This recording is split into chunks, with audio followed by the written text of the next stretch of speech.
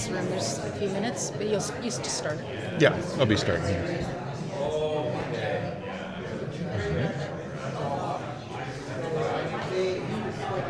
Check, check. Yeah. All right. Welcome in, everybody. Welcome to the December 2025 Hamilton, or the Bird Study Group meeting for the Hamilton Naturalists Club. It's a little bit of our agenda here. We're going to talk a little bit about our group, just so everyone knows who we are, what we do, some recent sightings, some news, some stuff about the Christmas bird count, and other upcoming events. And then we'll get on to our guest speaker fairly rapidly, I think. Just a reminder, we do stream this live on YouTube. That is on youtube.com/@HamiltonNature. And if you happen to watch it, we live stream it, but it also gets recorded so that you can come back and watch that at any time. We just recently hit over 500 subscribers, so we're doing pretty well on there. So please do hit subscribe if you don't already. We're actually one of many naturalist clubs on, oh, what just happened? I just skipped slides somehow. There we go. We're one of many naturalist and birding organizations on YouTube that live streams or at least posts up their meetings. So I like to shout one out every month, another one. So here's one I came up today when I was searching: Chignecto Naturalist Club. And this is a group that brings together local naturalists and organizes activities that further the understanding of the natural environment in Chignecto, which is Amherst, Camp Tormentine, Sackville, Dorchester, and Moncton. That is in New Brunswick. And they don't have very many subscribers, so please do go subscribe. They're actually just their new channel. The Hamilton Naturalist Club, we are a nonprofit organization dedicated to the study, appreciation, and conservation of our wild plants and animals. Our meetings and field events are open to everyone. But by becoming a member, you will get our monthly journal, The Wood Duck, shown here. That's our December issue. And you'll be supporting our mission to protect nature in the Hamilton study area. So here's a little map of that Hamilton study area. It encompasses several cities, including Hamilton, Burlington, Milton, Grimsby, and Oakville, and the reserves of Six Nations and the Mississaugas of the Credit First Nation, and part of the city of Brantford, and several other municipalities do overlap as well. These lands have been and are traditional territories of various indigenous peoples, including the Erie people, the Adirondack, the Huron-Wendat, Haudenosaunee, and the Mississaugas. The treaty agreements within our study area include the Between the Lakes Treaty, Brant Tract, Head of the Lakes Purchase, Adjacents Treaty, the Treaties 22 and 23. These are agreements between the Crown and the Mississaugas of the Credit First Nation, which reside just north of Hagersville. Additionally, these lands are covered by the Dish with One Spoon Wampum Belt Covenant, which was an agreement between the Haudenosaunee and the Anishinaabe to share and care for the resources of the Great Lakes. The Hamilton Naturalist Club, which I just abbreviate as HNC here, presently is steward of 11 nature sanctuaries, representing over 500 acres of land. They are listed here. We also conduct numerous bird surveys and participate in bird conservation in these locations and across the HSA. So a little bit about this group and what our goals are. Our first goal, to keep our minds on birds beyond what we just see and hear in the field.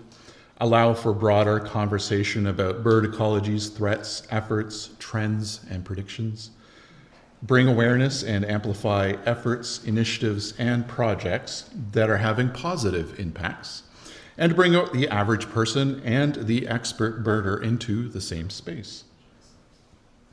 So I just had a fun ID, not challenge, but just almost conundrum the other day when I'm hiking at Mount Albion Conservation Area and I see a couple ravens go over, and I'm pretty sure they're ravens, like I've gotten used to, like crow versus raven.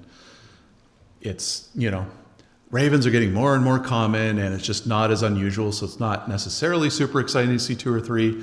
But then when you see 3 or 4 after those 2 or 3, and then another 2 or 3, and then another 4 or 5, and then another 1, and then another 2, and then another 4, and that keeps going on for half an hour, you begin to question what's going on. So here's an example of, we'll see if this plays. Will it play? Yeah. So I took this with my phone of one of the solo ravens because I saw it coming in. And you can see the wedge-shaped tail on this. It's very clear. But I just couldn't believe how many ravens I was seeing. So I was very exhausted by the end of this, by how much scrutinizing I was doing of the 134 ravens that went by in 45 minutes, coming from the southeast, heading northwest over Mount Albion, CA, all in dribs and drabs, groups of, well, there was a solo one, there was a few solo birds, but mostly 2s, 3s, 4s, 5s, 6s, one group of 11, but just part of me wondering, are they just pranking me, going around in circles? Because at a certain point, it's a lot of ravens. And the only thing I can think of to explain it was maybe there is a dump site or something, landfill site or something that a whole bunch of them have congregated to, and they're just leaving it. Because at first I was wondering, where are they all going? How do they all know where they're going? But then I realized it's probably more about where they're coming from than where they're going. Probably a lot like the gulls we see flying over at night. They're not necessarily, they're going somewhere for the night, but it's more that they're leaving the landfills and things like that to go somewhere to roost for the night. I'd love to know where all these ravens are going though. So yeah, that was an interesting sight. Bird of the month. I decided to select this one even though it's like normally a common bird in the breeding season. It is a pretty unusual one for this time of year, but it's also got a new name recently.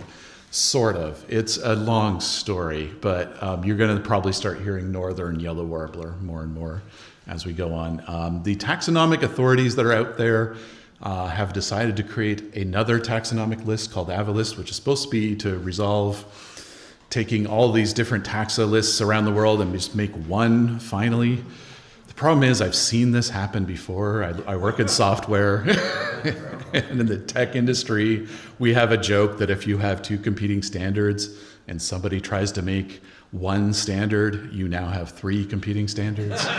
So I hope that isn't what's going to happen, but eBird now calls these northern yellow warblers, so that's probably what you're going to hear more often because they are pretty authoritative these days. But the some of the one of the AOS, the one the AOS manages, they haven't made this taxa decision yet. So, but the reason is northern yellow warblers because there's now a mangrove yellow warbler, the ones that are endemic to the mangroves and they don't migrate. They're year round. They have red heads even, so they look pretty different.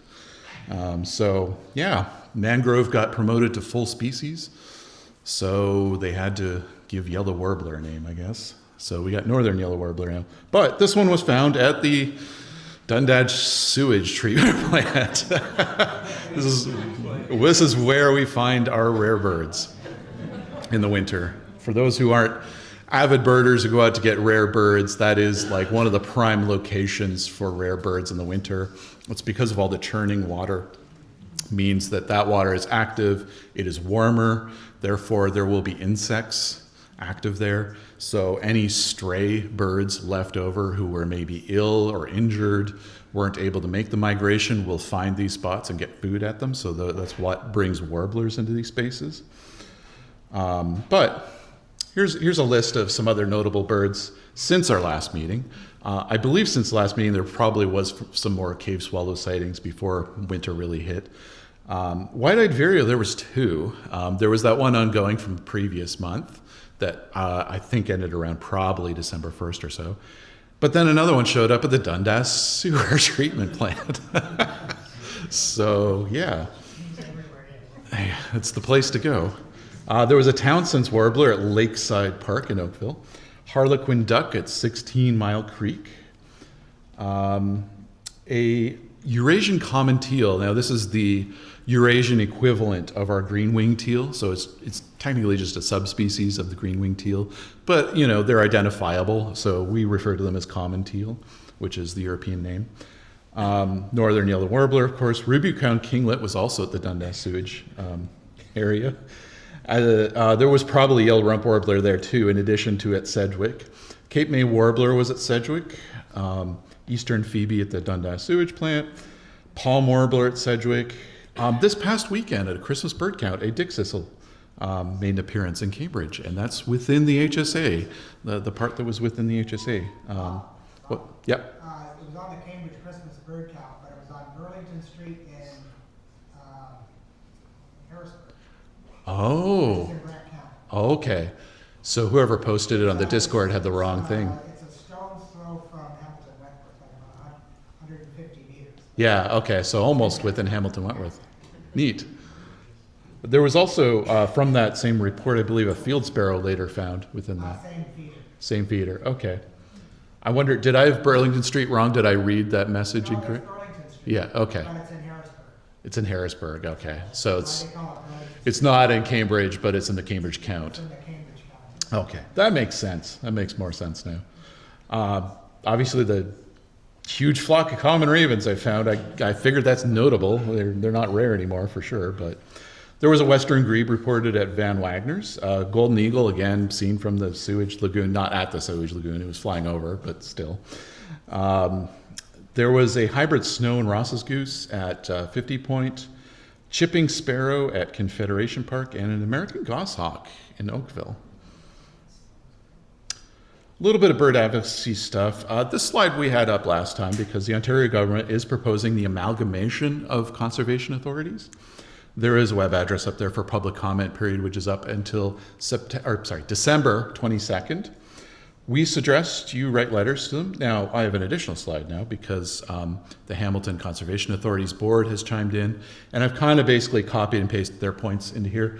So they're not recommending that this happen. From their perspective, these are the reasons they don't think this is a good idea.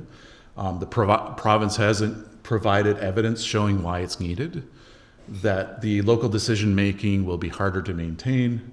Mergers are expensive, and they're not explaining how they're going to pay for that merger. The HCA already provides efficient service, because that's one of the reasons they were given, is to make it more efficient, but they're saying they already get 94% of their permits done on time. Strong conservation depends on local relationships, so if you have a bigger authority, it's kind of harder to be local to everything.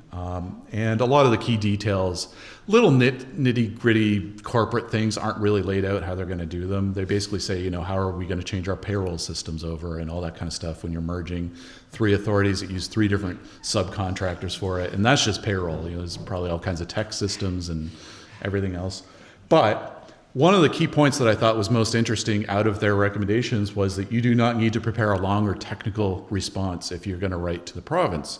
You can literally just say, I agree with the HCA submission on the ERO. I'm concerned about losing local decision making, and I support keeping conservation decisions rooted in the community. You can just say that you support their statement, and that is enough. So if you want something simple, you can lift that off there. I think it was an email they sent out. Hopefully that's Googleable or something, but there is a QR code there for the ERO that you can write a letter in response within that. And trumpeter swans, the what are they called? The Trumpeter Swan Conservation Ontario, I think it's called. They're doing a fundraiser this year to raise more funds for more wing tags. For those who don't know, they tag as many trumpeter swans as they can every year. They were involved in the kind of reintroduction of the species, and it costs a certain amount for these tags. It's not a ton, but they're looking to get a few $100 this year just to pay for more tags. They're a volunteer-run organization, so there's a link to them there. Christmas bird count, of course, it's upon us. It's not just soon, it's actually started yesterday as far as count period is concerned for the whole of Christmas bird counts.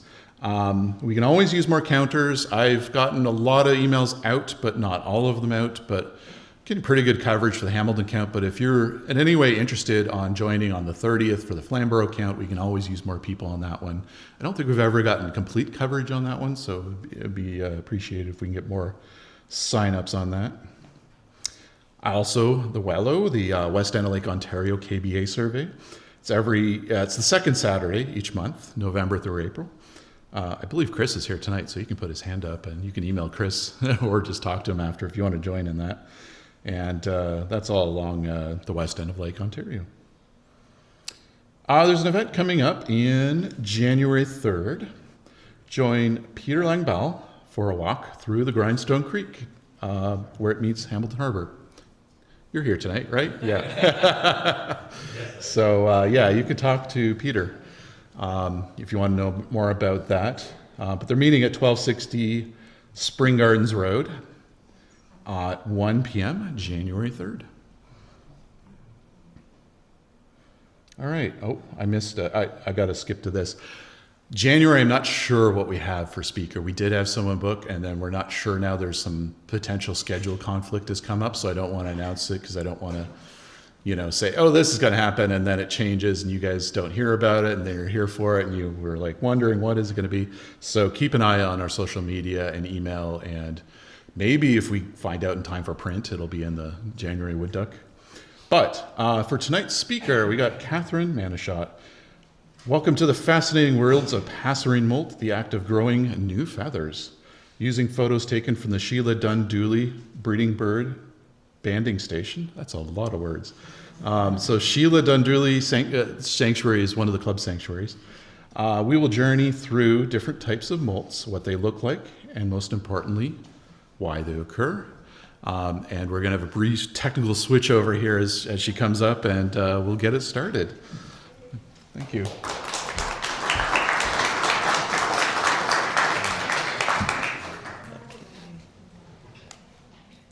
That one there, and I just need to use that. Okay, so, it's doing that. That's okay. What you do is start it again. And then that should, there we go. Perfect. I think I've got everything. All right. Perfect. Good evening, everyone. Thanks for coming out. It's cold out there, so it's nice of you to make it in person. Tonight's topic is nuts and molts. Title was from Jackson Hudecki. I have to give him credit for that. The photos, most of the photos are from the Sheila Dunn-Dooley banding station. So SDD, we just say for short for the place. And then MAPS is the official acronym for a breeding bird banding station. It's for monitoring avian productivity and survivorship. So lots of big words, but basically what we're doing is we're watching how many birds are breeding there, which species are breeding there, how many fledglings they are successfully getting, and we're doing that on an annual basis so that we can develop population trends of these birds that are breeding there. And then we're also looking at their molt. So the general assumption is that birds, and lots do, molt on their breeding grounds after they're finished their parental duties. So we see that as well. And that's what's going to be a part of our topic tonight. How do I change to the next one? Oh, and there's going to be other photos as well, but the sources are listed underneath. So what is a molt? In birds, as opposed to reptiles, it is the process of new feather growth. Feathers are grown from follicles in the skin and are made of a type of keratin, like hair and nails. But unlike hair and nails that continue to grow continuously, feathers don't. They stop growing. Once they have fully emerged from their protective sheaths, which we often call just pins because they look like pins. You can see on this American robin, he's growing in his tail feathers. And when the sheath breaks off, the feather is cornified at the base where it meets the skin, and it's cut off from circulation. So it becomes a dead structure at that point that's just attached to the bird. And since feathers are dead structures, they stiffen and they wear out over time. They get exposed to the sun, weather, friction, and their use in flight. So therefore, birds must molt regularly in order to survive. And they do it at least on an annual basis, all species. So what is a proper molt? So we do have a couple of types. There's what we call an adventitious molt. And you can see this catbird on the right. It's got one tail feather that looks really nice and the rest look kind of scruffy. And that's an accidental feather loss that was replaced. So that bird was maybe perched on a branch and got his outer tail feather caught in something and it pulled out and he flew away. And because that feather is no longer attached, it will activate new feather growth and replace it. Okay? And that's unlike what we consider a proper molt. So a proper molt is a systematic molt. It's cyclic activation of new feather growth. The triggers are all a little bit mysterious still. Scientists think it has to do with length of daylight, temperature, activation or suppression of hormones. And they result in what we call a type of plumage. And then the patterns of replacement are quite fixed as well. And we'll go over that in a little bit. So molting is one of 3 energy-demanding activities in a bird's life cycle. The metabolic rate increases. It uses stored body fat to make the feathers. It compromises the immune system. It reduces the ability for the bird to thermoregulate. If you imagine lots of the body feathers being replaced and there's just tiny little pins there, well, there's a lot of exposure to the elements. And it compromises the ability to fly in many cases when they're doing their flight feathers, like you can see in this Tennessee warbler. So it's a very taxing activity and it makes birds vulnerable. Now let's look at the other 2 energy demanding activities. Breeding. Parents, you know it's a lot of work. They leave the nest and they're still asking for food. And you can see these lovely little cedar waxwing fledglings. The tail hasn't quite grown in. That's sort of the last thing that happens after they leave the nest, because they can fly fine with their wings. So the important thing is to get out of the nest as quickly as possible. And then, of course, there's migration, is also very taxing. This is what we call the river of blackbirds. So they congregate in the thousands, maybe hundreds of thousands. And if you go to Long Point, you'd see this. And it's basically, it just follows the entire peninsula. And then they roost at the very end of the peninsula, hang out there, and then they come back, forage. And then when they're ready to migrate, away they go. But this is sort of this flocking phenomenon that they do. So the assumption has been typically that these 3 energy demanding activities typically don't overlap. It's not in the best interest of a bird to be breeding and molting at the same time, or migrating and molting at the same time. So we see adult breeding birds will molt on their breeding grounds after they have finished their parental duties. And in the last 20 years or so, there's growing evidence that that's actually not always true, and more land birds will leave their breeding grounds to molt on molting grounds. And that can be stopovers during migration, staging grounds, or it could just be other places nearby. This is an article that caught my eye because it has to do with map stations, and it came out of the Institute for Bird Populations.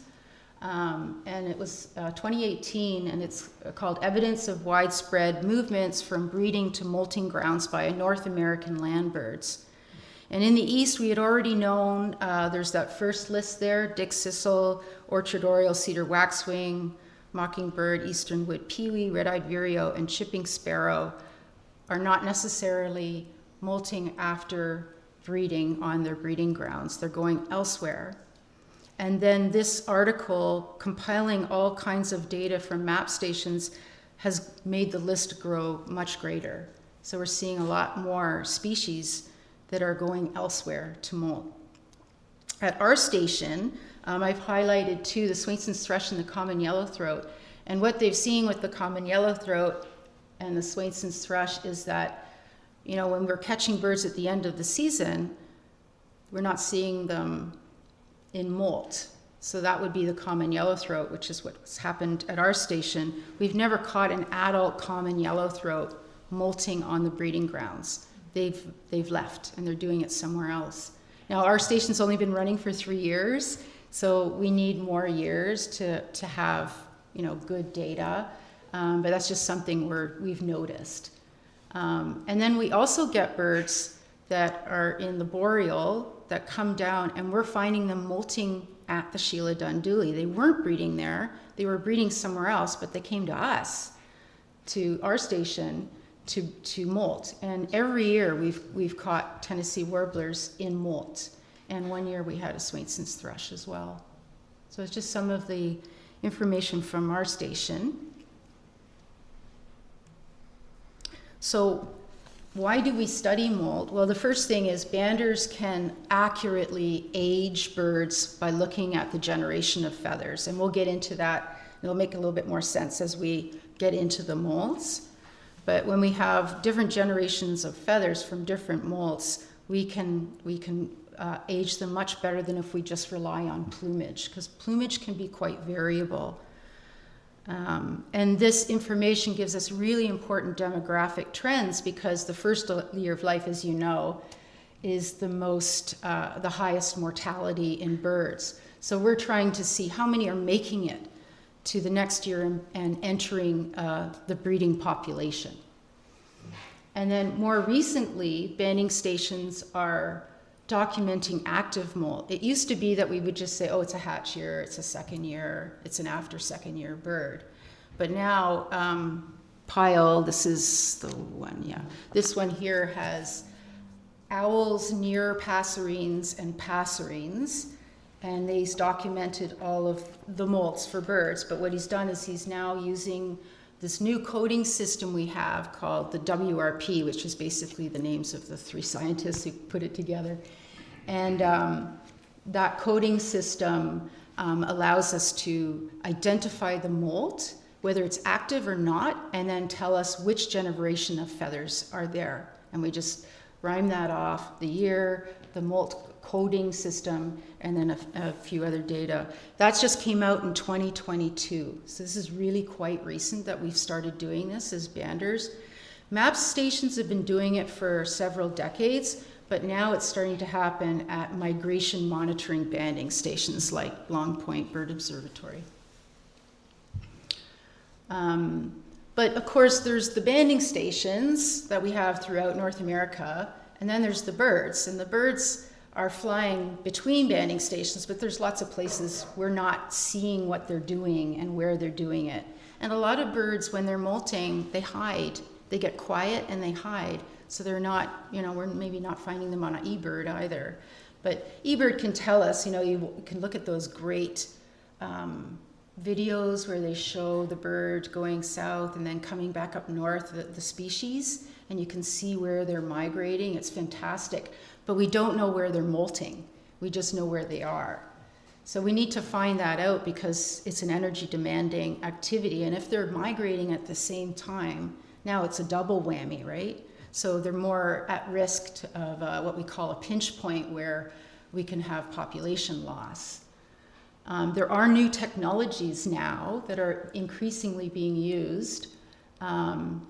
Like if we put together, we can talk about this later, but stable isotope data and geolocators. And when you marry those kinds of technologies, then you can actually see where birds are molting along the landscape between the Americas. But the ultimate goal, of course, is to protect all habitats needed for species population stability. Focusing in on the ones that are in decline, of course, first, because the technology isn't cheap. It's expensive. It is getting less expensive, but our limited conservation dollars are being funneled into the most important areas to protect species at risk. And of course, we need to know where they're breeding, where they're molting, and where they're wintering to protect those habitats and cover their full annual cycles in life. So let's get to the molts. We have three main systematic molt types. We have what's called the pre-basic molt that gives you the basic plumage, the pre-formative molt that gives you the formative plumage, and the pre-alternate molt that gives you the alternate plumage. It's a little wordy, pre-basic. Why just not call it basic molt? But the scientists like basic plumage to be when the bird is done. There's no more molting. It has achieved its plumage. Now it's in basic plumage. Prior to that, it's pre-basic. So that's why there's that language there. So let's look at the pre-basic first. So, a cardinal. Really showing off his dinosaur heritage. and really that's where this pre-basic molt comes from. It's as old as birds are, as old as dinosaurs are. It's that feather renewal process that you will see in all avian species and essentially repeated annually by virtually all species. The only exceptions to the rule that I've come across so far are southern albatrosses, and that's because they're flying, they're over water all the time. They don't perch, their wings are out there, and they're huge birds. So that annual cycle has expanded to 2 years, and they do a little bit each time. And then on the other hand are the tropical gulls and terns, and I think it's just the exposure to sun and everything. It's compressed into about 9 months instead of an annual cycle. It's 9 or 10 months long. Okay. So let's see, where does it happen? When does it happen? So we're lucky because we're in a 4-season context. Birds nest usually around this time, May, June, in the calendar year. If you go down to the tropics, it could be any time. But the nice thing is that the nest, once you see that nest, that is the beginning of the cycles, right? So the first pre-basic molt is in the nest. And the result is the juvenile basic plumage.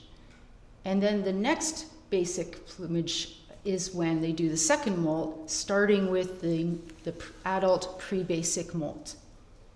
And then you get the adult basic plumage. And then every year after that, after the breeding season, is when that molt happens. Now notice the first cycle is a little bit longer in length. It's not exactly a year, but virtually a year. So we say annual. But the first cycle is a little bit longer. So let's see what these basic molts look like. There's a difference between the first pre-basic molt than all the others that the bird has annually. In the nest, the feathers are growing virtually simultaneously, except for that tail, as we saw in those cedar waxwings. But when they're doing the pre-basic molts later, it's in a sequential replacement pattern. And for all passerine species, this is taking out the near passerines like woodpeckers and cuckoos and pigeons and doves. I think that's pretty much it. Those are the ones that are not officially in the passerine form. They're slightly different. That would be different for them. But all of our songbirds, our true songbirds, do a complete molt. So when that basic molt happens as an adult, every single feather on the bird is going to get replaced after breeding. Every single feather. And it's done in a very fixed pattern. So you see where I've got P1, that's the first primary, and the primaries are numbered going outward to P9 on a robin. They have 9 primaries. And then the secondaries, S1, and then that goes inward towards the body. And that's how we number the secondaries. So when the first 5 primaries are coming out, I can't use a pointer on here, can I? No. You should, we usually have a laser pointer. That's okay. Doesn't matter. So you see P1 there. If you count out, you can see number 4 is growing in. And number 5 is a little bit hidden, but if you take your eye up 4, you'll see something just at the top of 4. That's 5 poking in. Okay? And during P1 to P5, all of the primary coverts, which are just above the flight feathers, are molting in a paired fashion with the feather, the flight feather. So P1 grows in with its primary covert, P2 in a paired fashion, all the way along the primaries. At the same time, all the secondaries are replaced, and maybe some tertials. Now, tertials are just the inner secondaries that get close to the body. Sometimes those will go first. And then when the 5 to 9 of the primaries are growing in, the secondaries will start. So it'll be S1, then S2, then S3, and it will slowly molt towards the body. The tail will come in at that time, and any remaining tertials will also be replaced at that time. And then, of course, through that whole molt, the body and the head will replace all its feathers in different times, in different places along. Usually the head is last, like that cardinal that we saw. All right. There's one other thing that's different between the juvenile basic plumage and the adult plumage, and that is the quality of the feathers. So when a bird in the nest hatches, it starts to grow those feathers, and they want to grow them in really quickly because they're most vulnerable in the nest. And selection pressures, cost benefit, however you want to put it, it was better to grow low quality feathers and get out of the nest as soon as possible than to stay in the nest and grow quality feathers. So they come out of the nest with these, and you can see on the left, they're not very, very good compared to the one on the right that's adult pre-basic plumage. So they're loosely textured, they're less durable, and the body coverage isn't as good either. You can sort of see that. In fact, the bander's just holding the feathers, and it already reveals the ear. You know, not very good coverage. And you look at this adult, you can't tell where the ear is at all on that bird. Coverage is much better. So let's look at some other examples just to compare. These are tails. So juvenile basic tail grown in the nest, and an adult basic tail of yellow warblers. Both of those tails are around 11 months old, so they've had the same amount of wear. They've been wearing that tail for 11 months or more. And the shape typically is narrow and pointy for a juvenile tail, whereas an adult tail is a little bit more broad and truncate. If you look at the tips of the feathers, you can see the slope drops really quickly, whereas on the adult, especially R5 and R6, the ones on the outer part of the tail, you see it's kind of like this. The slope isn't as steep. It's broader. In some species, it's more pronounced than others, but you can still see it on the yellow warbler. And then, of course, the level of deterioration is much different. On a juvenile tail, they wear out faster than they will on the adult. Even like check in R2 and R1, the middle feathers there on the juvenile tail are really, really quite worn and frayed, breaking off. Now, the rate of deterioration, it's just taking it one step further, is also affected by a species' habits and their habitat. So if we just look at that part of it first, and then we can talk about feather placement. The song sparrow at the Sheila Dunduli, it's really hot, it's dry, there's a lot of brush. And song sparrows like to go in and out of the bushes, so lots of friction. So nicks, you can see on the tail on the bird on the left, you can see on the tips of the tail, there's already bits that have broken off. And that bird that's a picture of that tail on June 7th. That bird's probably had that tail for maybe a few weeks, and it's already showing wear on the tail. And then 7 weeks later, this is the other thing to do with feather placement, check out R1. It's like skeletal 7 weeks later. Just that middle two pair of tail feathers. And that's because the tail is like this when it's out, but when it's closed, they all tuck under R1, and R1 kind of covers them all up, so this one on top gets exposed a whole lot more than the rest of the tail feathers. So you can see the deterioration depends on the feather placement as well. Is this the same bird? Same bird. Yeah, recaught. Yeah, it's the number, I put the numbers there from the band. Yeah. We keep records of all of the birds because we have a fair bit of site fidelity as well. So we have returns, and then we see them year after year. So we're taking pictures of them year after year as well to see if plumage changes, in particular the alternate plumage.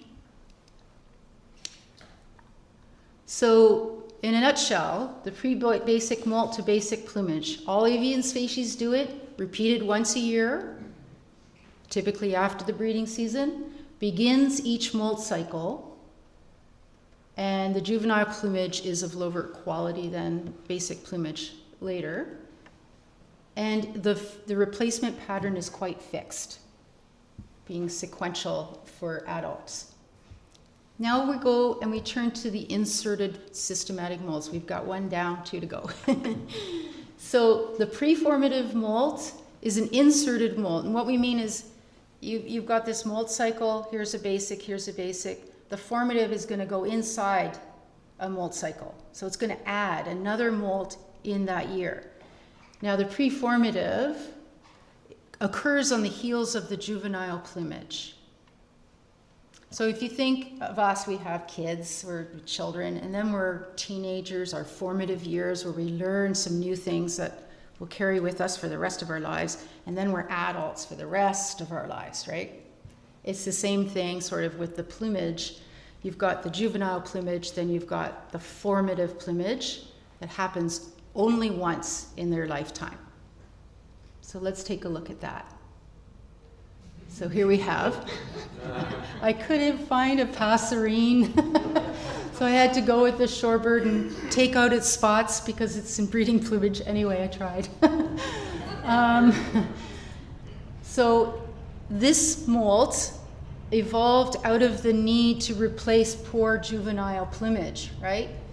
That first year is really long, so a lot of birds, they get out of the nest and they start replacing body plumage. And they don't necessarily replace all of their plumage, just some of it. And this occurs in all passerines. So all passerines have a formative molt. That's not the case in raptors, for example. Turkey vultures, once a year, basic molt, that's it. Red tails, hardly. Maybe the one odd individual will have a formative plumage. Cooper's hawks, 20% of them do, the rest don't. Sharpshins, 40% of them do, the rest don't. So it can vary. It doesn't necessarily have to be a species does it or it doesn't. Some of them it's variable. And it could depend on the length of migration, where they were born and raised, all kinds of factors. But in passerines, it happens all the time, and in all passerines, it's a systemic molt for them, systematic. So let's see where it happens. So they come out of the nest in their juvenile plumage, then they have their preformative molt, and then they wear this formative plumage all the way until the second molt cycle when they start their pre-basic again. Now, a bird that doesn't have an alternate molt, this is the plumage that they will carry all the way through the next breeding season. But why do they do a formative molt? For better protection on migration. This loose texture is not going to cut it. That's juvenile plumage. That's not going to be enough protection as they migrate. With the weather, the elements. They won't be able to thermoregulate properly. To insulate themselves from our cold winter, right? They need better coverage on their bodies. and then of course to be recognized as their species. This song sparrow on the left looks like a savanna sparrow if you didn't know better, right? From afar, all that yellow in the lower, but it's a juvenile song sparrow. This sparrow wants to look like the rest of them when he's going to go migrate and flock with other birds, and especially for the following year during breeding season. This one on the right, we captured that bird in 2023 as an after second year bird, and we recaptured it 2 years later, so it's at least 4 years old, if not older. And I don't know, I just wonder if the Moults, you know how we can get a little bit like more wiry in our eyebrows and things? Doesn't this guy remind you of that? I feel like this bird might be older. Anyway. Preformative molt. So when we talk about what does it look like, what we're really asking is what is the extent? How many feathers are being replaced? So here we have what's the preformative molt can be partial, like in this bird here, or incomplete, which is most of the plumage, or complete, meaning it will change all of its feathers again, okay? And it can depend on the individuals within a species, and we'll get into that a little bit more. But that's it. Let me just see, general shortcuts. I'm being informed about something here. Okay, there we go. So partial molt. Most to all of the head and body feathers, so then it will look like its species. All of the secondary coverts, where you see they're all striped, and then the undertail and upper tail coverts will be replaced. And if you think of coverts as coverings, it's kind of like they're covering the top of the wings where those dead structure feathers are attached, those flight feathers. So they're protecting the wings. And same thing with the coverts on the tail. And then in some birds, it will also be individuals within species. Could be the tertials, the ones that are striped this way, that are inside closest to the body, the last secondaries. And notice where they sit when the wings are closed. They're sitting on top of the body. So you can see why those are targeted for replacement, because they're going to deteriorate more, right? They're more exposed. And then, yes, and then the tail feathers, the central ones, which we talked about earlier. So why would it change from some individuals versus, why would some do a greater extent and add more feathers than others? That's to do with nutrition, timing of when they were born. If maybe they're second brood, they don't have time to do those last feathers. They're just going to do the main partial molt. But if they have time and they're of high fitness, then they're going to continue and do some more. Let's see what it looks like. So on the left is an open wing of a juvenile gray catbird, and on the right is a catbird in formative plumage.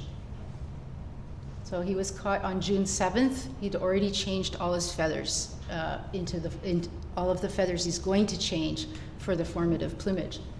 So you can see the gray in the wing is also all in his whole body, that formative plumage, and then all of the secondaries. And then you can see those inner secondary flight feathers, the tertials. There's a couple there that have been replaced on this bird, but the rest of the flight feathers are still juvenile, and all the primary coverts and the two little alulus up at the top corner there are still juvenile. So this bird is going to wear that plumage until it will fly down to Central America and South Colombia in that plumage, and then it will come back and breed in that plumage, and then it will change and do its pre-basic at the end of the end of the breeding season in the second calendar year, and then it'll change all his feathers. So he's going to wear those juvenile flight feathers for like 14 months.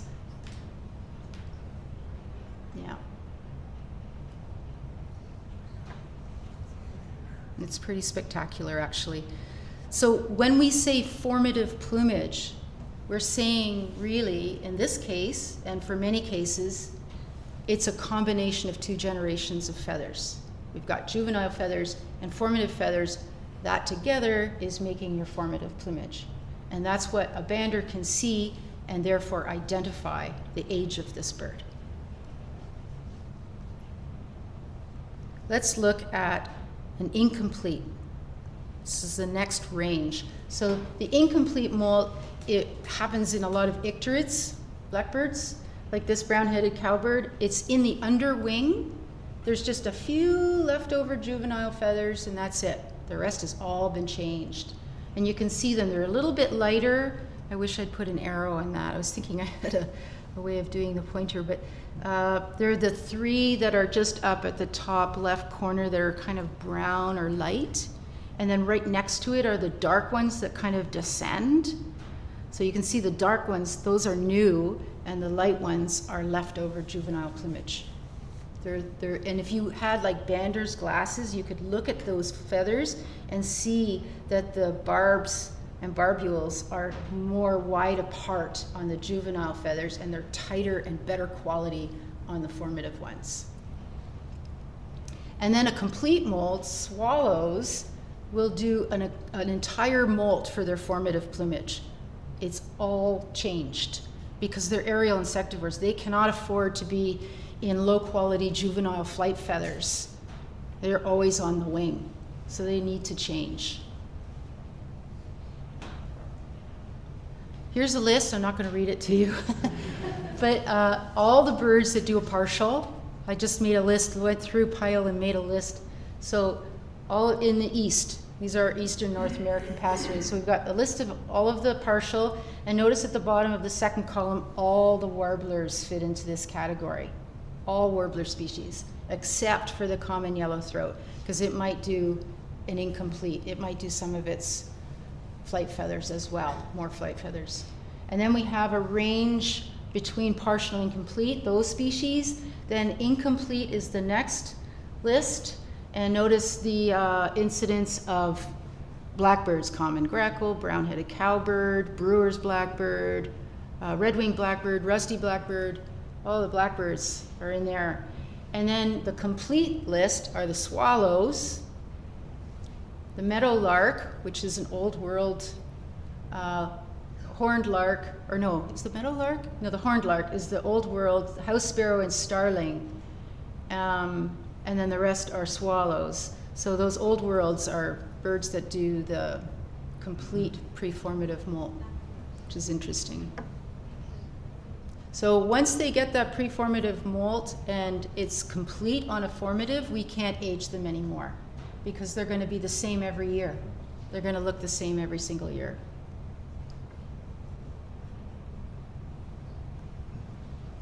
So let's take a species that does this molt strategy.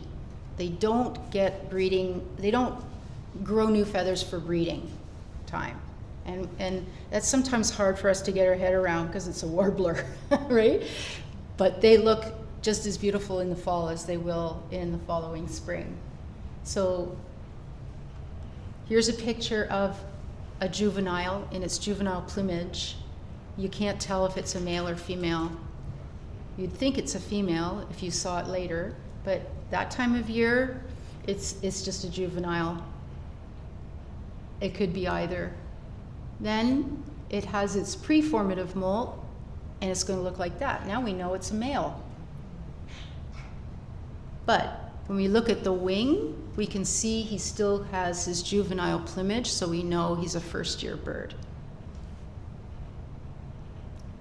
Then he'll fly down south, winter, and then come back, breed the following calendar year, and then he'll have his second pre-basic molt, and he'll look like that again, but they'll be all fresh feathers.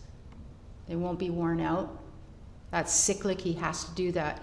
In fact, they did studies with one species where they took away nutrition. It's kind of sad, I don't like this stuff, but it just drives the point that even when they are compromised nutritionally, they will still do this molt. They just do it. It's hardwired in. And then, of course, now he's got adult flight feathers as well. And you can really tell, I wish the lighting was a little better in this picture, but you can see all the coverts. Like if you look at the bird on the top calendar year, you can see the difference between the secondaries and the primaries, brown versus blue. Whereas the one down below, it's uniform, it's the same, right? Because he's done all of his feathers. 2 down, 1 to go. The pre-alternate molt, getting us to the alternate plumage, also evolved out of replacing worn feathers. The molt extent in this particular molt is extremely variable. You can go from very few feathers to the entire bird. There's one species that does it, the entire replacement of feathers, that's the bobolink. And it can come in different forms. So the new feathers can look exactly the same as the ones they replaced. So we wouldn't see it as a birder. We wouldn't say, oh, he's in breeding plumage. This happens with flycatchers and wrens. And then there's some that have new feathers that are brighter, different colors, different pattern, and we go, oh wow, that bird is in breeding plumage, it's gorgeous. 50% of our passerines will do an alternate, pre-alternate molt. The other 50% don't. So let's look at one. This is our list of those species that do not have an alternate molt for breeding time. And this is important because these species, they're not expending energy on changing feathers again. But I've highlighted 2 because the European starling looks different during the breeding time than during the non-breeding time, and the northern cardinal does too. In the winter, at this time of year, he's kind of got that gray film over the top of his back and on top of the wings when they're closed, the tips of the wings. Now let's look at the European starling. This is after the first pre-basic molt is A, and then 7 months later, what he looks like, and he hasn't changed any of his feathers. What's happened is feather wear. So you see all those little white tips? They wear off, and what you see below is those gorgeous underlying purples and blues. So what's really cool is this bird, without expending any energy, looks way prettier for breeding season. Yeah. And it's interesting because the pigmentations that are the lighter colors are weaker than the darker colors. So, you know, when you see gulls and they've got the black tips on the wings, that's for a reason, because that dark color is stronger. So it'll, the flight feathers won't deteriorate as quickly. Oops. I went to the next spot. I must have hit it. Where am I here? Yeah, okay. So the timing for it. We know they look like that when they come here to breed, right? So either they're doing it here as resident birds in the early spring, or they're doing it on their wintering grounds. And we presume they're happening on the wintering grounds.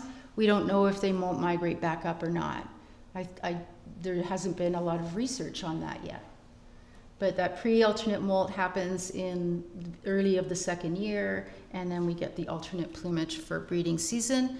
And then after breeding, when adult duties are done and the kids have left the house, the second pre-basic molt starts. In avian species, they actually leave the house and become completely independent. Anyway, so what does the pre-alternate molt look like?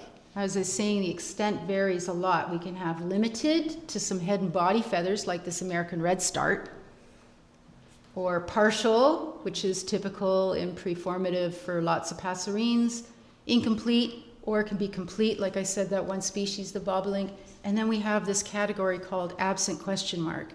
And in pile, there's a lot of those. We don't know yet. So we're looking at the bird really carefully to see if we can find it. And then, of course, on top of that, there are ranges. So absent to limited, absent to partial, limited to partial, and the list goes on. So it's more challenging. So our red start, absent to limited. So what we're doing is looking for a couple of body feathers that are different, but really that's not easy to see at all. For a bander, it's really difficult. If it's in the wing, it's more easy to see because you can see the feather wear is different, and I'll show you what that looks like in a moment. Right here on this least flycatcher. So this is a bird that does a pre-alternate molt, but you wouldn't see that necessarily as a birder in the field because the feathers are the exact same, they're just fresher. They're new. And maybe the birds see more than we do because, you know, their range goes into ultraviolet. So who knows, maybe there's more to it than what we're seeing. But this bird probably did quite a bit of head and body feathers that are fresh. And then in the wing, you can see in the middle of the greater coverts is a sort of darker patch.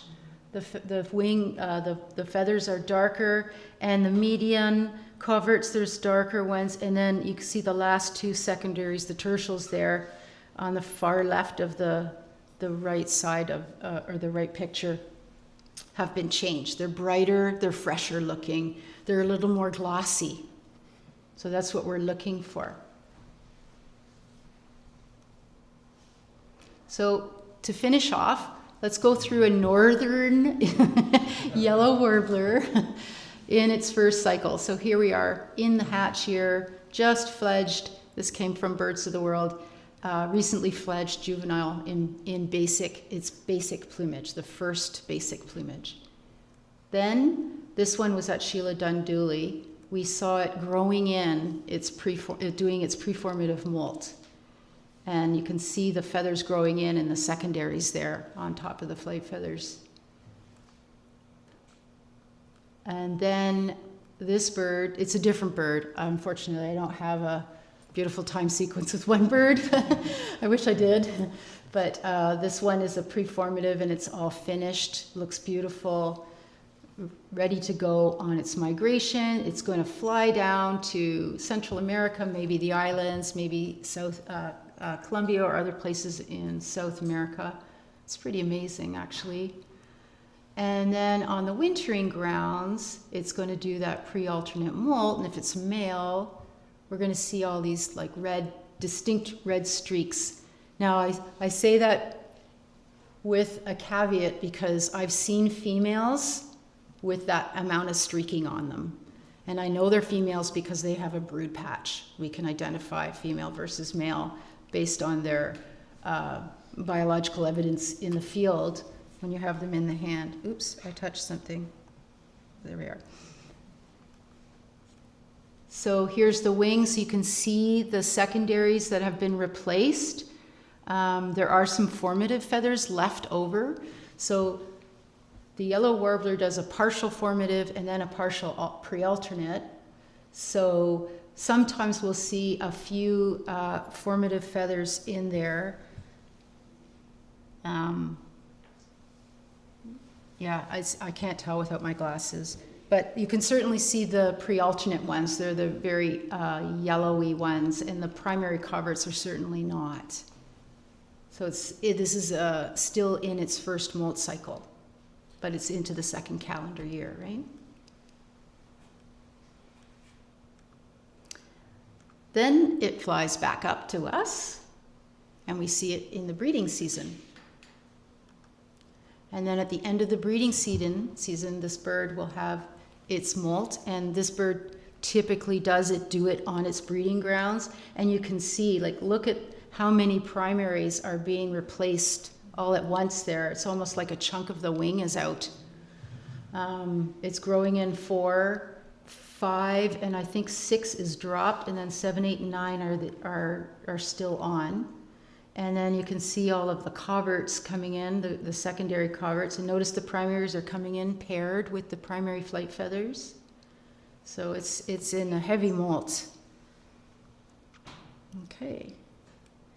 So this is a list of all the pre-alternate molt extents of all of our eastern passerines except for warblers. And this just highlights how many that we don't know yet. That's the ones with the A question mark. Or if they have absent to limited, we have to look. We have to look for it. And then here are our warblers. So the ones that don't, the no pre-alternate mold is the first row. The ones in the middle are for sure, and the ones on the right, it's variable. It could be absent to partial, like in the common yellowthroat. It can be question mark absent in the blue-wing warbler, for example. So we're still learning about that molt on many species. And I think that is the end. I just wanted to mention this book to you. This is Moults, spelled the American way, in North American Birds. It's a Peterson reference guide written by Steve Howell. So he's part of the new coding system. And in this book, you can look up different species and he'll have pictures of the bird in flight or perched when they spread out their wings, and he identifies the molt for you. So if you're a birder in the field and you see that and you can identify it, or just say the bird is in molt, that's great information to have on eBird. That's really good. So if you see a molt happening, put it in your eBird. But this one just goes through all the species, not just passerines, but everything, and kind of gives you a good summary for different families. So I highly recommend that book. Do we have any questions? Yes? Yes. Oh, yep. Oh, good, Rob, thank you. So basically, the slides only show like 3 years out some basically how long the bird lives basically. Oh, I see, because I just did 3 molt Yes. cycles. No, that's, I stopped there because after that it's just a repeat in their life. Okay. But like yellow warbler could live 10 years.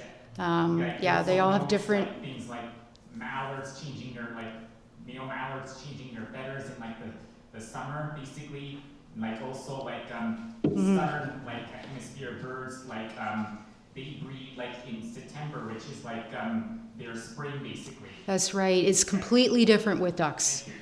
The pre-basic is the alternate in ducks. Yeah, it switches around. Yes, hi. May have something to do with climate change. Everyone knows what the house sparrow looks like. I heard that the rankings of the male is the darker the bit, the higher the rank. It's like semi-pluckable out, or however that works. So you could get a private to a lieutenant, and again, how many years old and is he on top? Sorry, I caught part of that. Yeah. You're essentially saying that the bigger the bib, Yeah. the more Right. attracting he is. Yeah. Yeah. Yeah, they say it's they fall out easier or something, just naturally. Oh, I only heard that once. I may have misinterpreted, but okay. Yeah, good observation. I'm not aware of that because I don't think a house sparrow has a pre-alternate mold. It's the pre-basic. Yeah. So it's probably the person was seeing the feathers dropping and then new ones are growing in. No, it's just like it's small or big, like there's no feathers around, it's just what's happening in between. Oh, yeah, I'm not aware of that. Interesting. All right. Catherine, do Hi. some birds molt in their wintering grounds? You mean our resident birds? Well, Or, birds that are residents here in the summer, for breeding, yep, but they go south for the winter. yep, Do some birds molt on their wintering ground? yes. So 50% of them will do a pre-alternate molt on their wintering grounds. Yep, yep.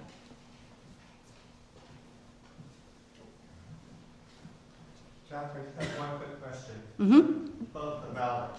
Yeah. So the male, in the springtime, they have their distinctive color for their head. By the summer rolls around, that's fine. But by the fall, they have it back again, right? Yeah. So So what happens there? so that's it's different with ducks. I'm not I'm a land bird person, I was but just curious what you would say there. yeah. So the pre-basic molt that happens in the fall in ducks gives them their breeding plumage. Unlike our songbirds, it's different. It's a different timing. So their breeding plumage is their pre-basic, and then when they drop all their feathers at once, and then they do their alternate is actually their cryptic plumage on their body, and then they do another molt right after for their pre-basic, which is their breeding plumage. So it's kind of the switcheroo, yeah, with them, yeah. I hope I got that right.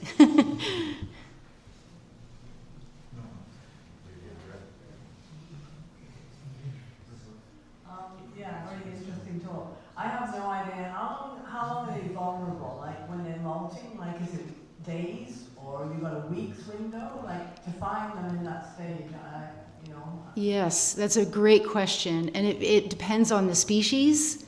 A small bird with small wings, it would go faster. It could be a couple of weeks. It could be a month. And some birds, I didn't get into this, but like the red-eyed vireo and a few of the flycatcher species will do part of their molt here, their pre-basic molt, and then they suspend their molt, stop molting, and then they do the rest on the wintering grounds. So there's different strategies that they use to complete their molts. But yeah, it can vary in the amount of time it takes. And they get very quiet too. They stop singing, they hide, you know. So yeah, because they're vulnerable because it's energy demanding, right? It's expensive, as they say, to molt. Yeah. Like field sparrows, for example, when they fledge, they don't fly for a while. Is that because their flight feathers aren't good enough yet? They just run around the ground?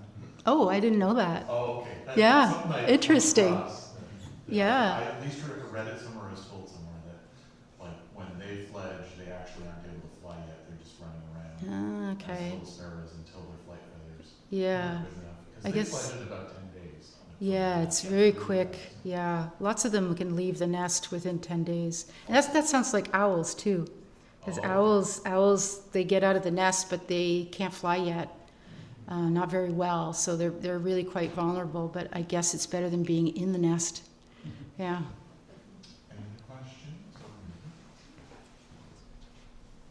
Catherine, you mentioned a couple of times about the advantage of getting out of the nest.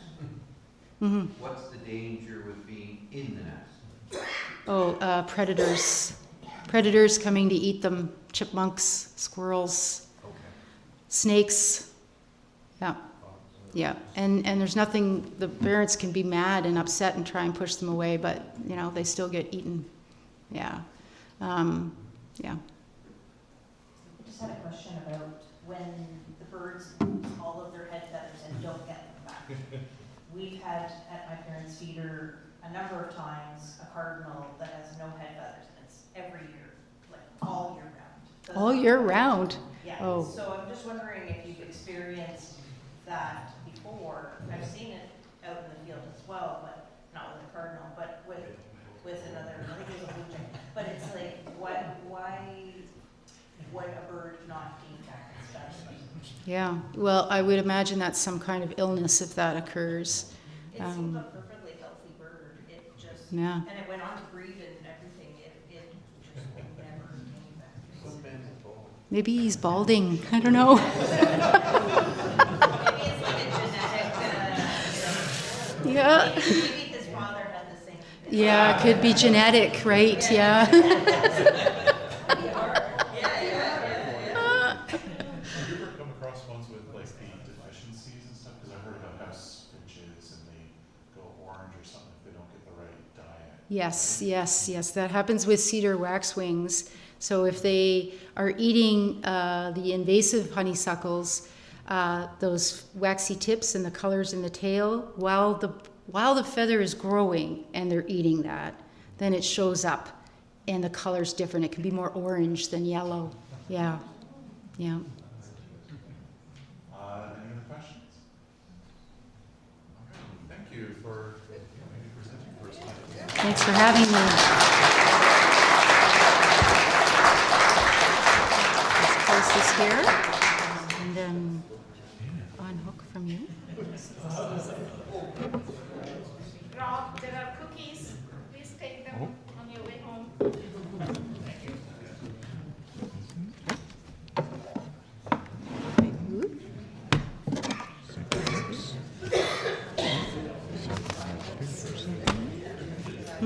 Oh, I just got one more slide here. Oh, yes, okay, okay, I'll go sit down. Nothing much. All right.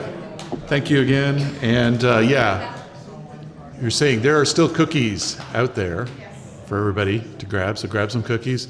There's some, I forgot to mention, there's some flyers from Flap Canada out there as well.